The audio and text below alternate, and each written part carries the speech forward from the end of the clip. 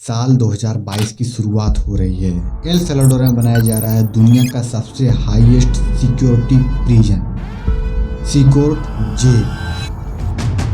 एक छोटा सा देश जिसकी आबादी 60 लाख है, आखिर उनको इतना बड़ा और एडवांस जेल क्यों चाहिए? इस जेल के अंदर जो एक बार गया वो दोबारा बाहर आने की उम्मीद खो देता है। कैदियों को उनके परिवार वालों से भी नहीं मिलने दिया जाता है, और ना ही कोई मैसेज और ना ही कोई फोन कॉल। ये जेल किसी नरक से कम नहीं है। यहाँ पर कैदियों को एक ही सेल में ठूस ठूस कर भरा जाता है।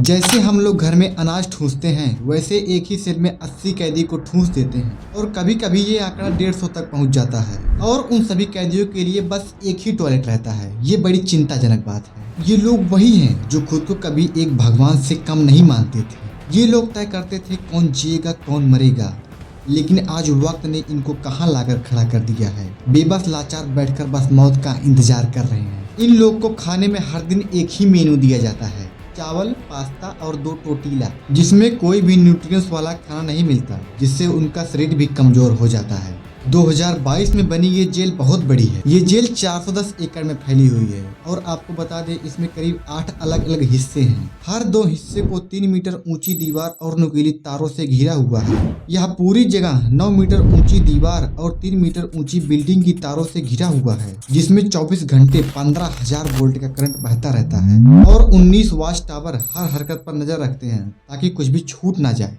अभी तक तो हमने जान लिया सिकोर्ट जेल के बारे में।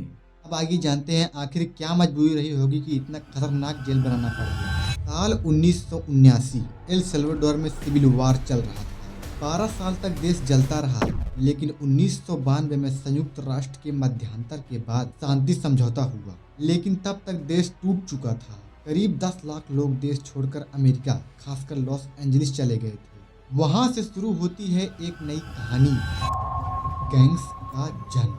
लॉस एंजलिस में सुरक्षा के लिए बने छोटे ग्रुप से धीरे धीरे खतरनाक गैंग्स में बदल गए, जिनमें 2 नाम उभर कर सामने आते हैं, MS-13 और बैरियर 18। शुरुआत छोटे मारपीट से शुरू हुई, लेकिन जल्द ही यह वसूली, ड्रग्स, हथियार और हत्या तक पहुंच गया। मतलब जितने भी घटिया काम होते थे ये लोग सब करते थे। लेकिन अमेरिका ने भी 1990 में सख्त इमिग्रेशन कानून लागू कर दिया। हजारों अपराधियों को वापस एल सल्वाडोर भेज दिया गया, और यहीं से शुरू हुआ एक नया आतंक, जब देश बना मर्डर कैपिटल। 2015 में एल सल्वाडोर में हर 1 लाख लोग पर 103 हत्याएं हो रही थी, जो दुनिया में सबसे ज्यादा थी।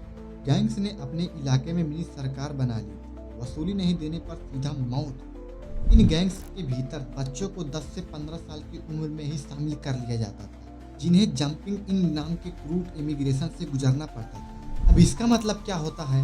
मतलब नए सदस्यों को वफादारी साबित करनी पड़ती थी। वफादारी साबित करने के लिए गैंग्स में से 3 से 5 या उससे अधिक लोग इन लोग को घेर कर मारते थे। जैसे कि MS-13 वाले लोगों को 13 सेकंड मारा जाता है। अगर वह बिना पीछे हटे इस मार को सह लेता है तो उसे गैंग्स में शामिल कर लिया जाता है। मतलब यार, गैंग्स में जुड़ने के लिए क्या क्या करना पड़ता था। इन लोग की वफादारी तो देखो, हमारे गली का कुत्ता भी इतना वफादार नहीं होगा। इन लोगों से पूरा देश डर के माहौल में जी रहा था। कोई भी आदमी अपने घर से बाहर नहीं निकलता था, इस डर से कोई उन्हें मार ना दे। वो कहते हैं ना, कितना भी जुर्म कर लो एक दिन पाप का घड़ा भरेगा ही। इन लोग का भी भर गया था। फिर सत्ता में आते हैं नायब बुकेले। 2019 में 38 साल के नायब बुकेले बनते हैं वहाँ के राष्ट्रपति।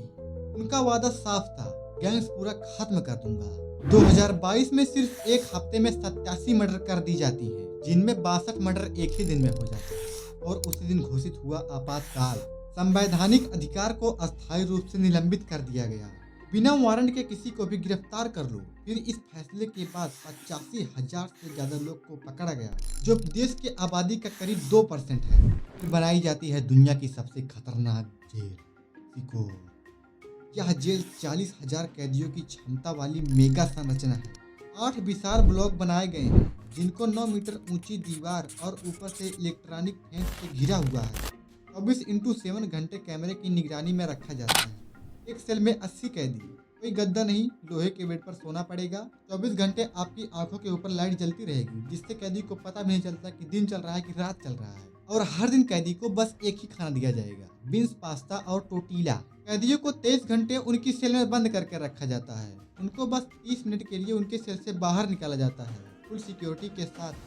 कि उनको एक्सरसाइज करना भी पड़ता है ना। और परिवार वालों से कोई मुलाकात नहीं, कोई फोन नहीं, और जेल के आसपास हैवी जैमर से सिग्नल को ब्लॉक कर दिया जाता है ताकि कोई बाहर कनेक्टिविटी ना कर पाए। अब आते हैं इस जेल के सबसे खतरनाक सजा के ऊपर। अगर कोई आदमी नियम तोड़ने की गलती करता है, उसे मारा पीटा नहीं जाता, उसको मेंटली टॉर्चर किया जाता है। उसको ले जाकर एक ऐसे कमरे में बंद कर देते हैं जहां पर कंप्लीटली डार्कनेस रहता है। एक सीमेंट की बेड पर सोना पड़ेगा। इस सजा को एक कैदी झेलने के बाद दोबारा नियम तोड़ने की गलती कभी नहीं करता। अब आइए देखते हैं इस जेल के बनने के बाद क्या फायदा हुआ। ऐसे नायब बुकेले ने इन लोगों की लाइफ को कम्प्लीटली चेंज कर दिया। आंकड़े कहते हैं मर्डर रेट 80% कम हो गया है। लोग कहते हैं अब वो सुरक्षित महसूस करते हैं। 2024 में बुकेले को 85% वोट मिले, टूरिज्म में बढ़ा, अर्थव्यवस्था में सुधार हुआ। लेकिन रिपोर्ट के मुताबिक अरेस्टेड लोगों में निर्दोष भी शामिल हैं और कठोर जेल स्थितियों के कारण उन्हें अपने परिवार वालों से भी नहीं मिलने दिया जाता। और अब आइए जानते हैं इन सबसे क्या फायदा हुआ। क्या गैंग्स पूरी तरह से खत्म हो गई? पूरी तरह से नहीं खत्म हुई। रिपोर्ट्स के अनुसार कुछ सदस्य पड़ोसी देशों में सक्रिय हैं, कुछ नए गठजोड़ बना रहे हैं, यानी जंग अभी खत्म नहीं हुआ। तो इन सबसे निष्कर्ष क्या निकले? सवाल वही है, क्या सुरक्षा के लिए इतनी सख्ती जरूरी थी? क्या यह मानवाधिकार की कीमत पर शांति है सिक्योरिटी? और जाते जाते ये वाली वीडियो भी देख लेना, ईरान क्यों न्यूक्लियर पावर बनना चाहता है। फिर मिलेंगे अगली वीडियो में किसी एक नए टॉपिक के साथ। बहुत बहुत धन्यवाद।